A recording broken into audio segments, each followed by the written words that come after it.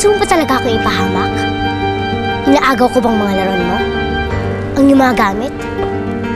Hindi, diba? Kaya huwag mo akong pakialaman!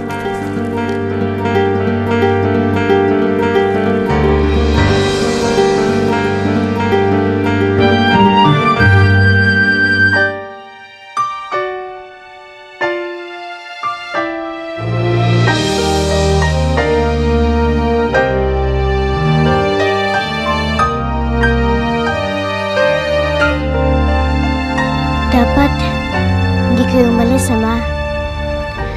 Para buo pa din tayo mag-anak. Ngayon, sabi ni Ina, may bago na kaming ama. Ayoko sana kayong palitan. Ayoko sana kayong kalimutan.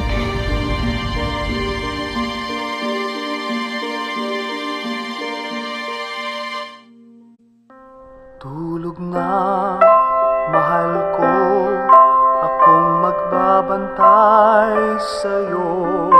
Tulog na nang mahimbing, huwag kang matakot sa dilim. At pagpikit ng iyong mata, may panaginip na maganda. At bukas pagising mo, naririto pa rin ako.